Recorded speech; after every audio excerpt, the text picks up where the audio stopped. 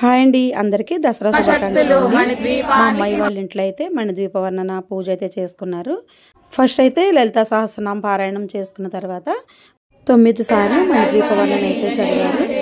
అందరూ ఏకకంఠంతో ఇలా మణిద్వీప వర్ణన పారాయణ చేస్తుంటే చాలా బాగుందండి వినడానికి.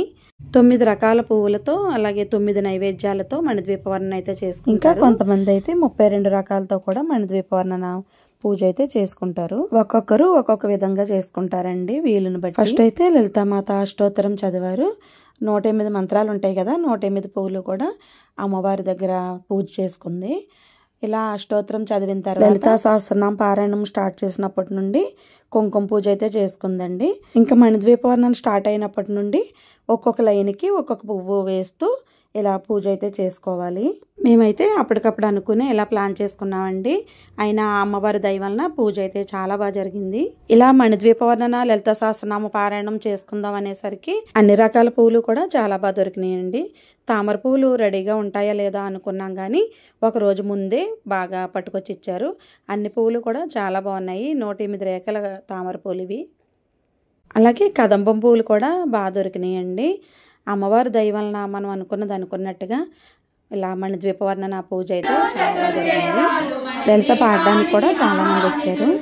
మేము ఇక్కడ ప్రతి శుక్రవారం కూడా లలిత సహస్రనామ పారాయణం చేస్తున్నాం కదా, మా గ్రూప్ అందరూ కూడా వచ్చి లలితా సహస్రనామ పారాయణం మణిద్వీప వర్ణన 9 సార్లు చాలా బాగా పారాయణ చేశారండి. దేవీ నవరాత్రి ఉత్సవాల్లో ఈ రోజు అమ్మవారు లలితా త్రిపుర సుందరి అవతారం అండి.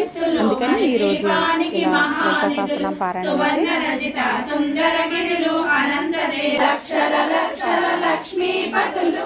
సౌగంధాలు సత్సంగాలు మణిద్వీపానికి మహానిధులు భువనేశ్వరి సంకల్పమే.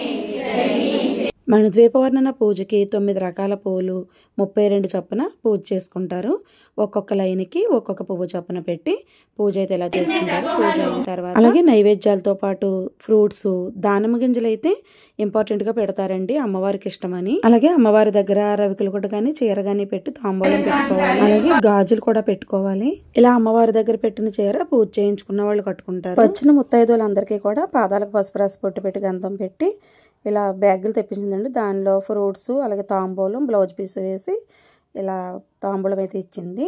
పూజ అయితే చాలా బాగా జరిగిందండి. పూజ అయితే 2 గంటలు పట్టిందండి. వచ్చిన వాళ్ళందరికీ కూడా మా అమ్మాయి వాళ్ళ ఇంటి దగ్గర టిఫిన్స్ అది ఏర్పాటు చేశారు. ఓం శ్రీ లలితా సుందరియై నమః. ఓం శ్రీ మాత్రే నమః. ఓం శ్రీ మాత్రే నమః. ఓం శ్రీ మాత్రే నమః.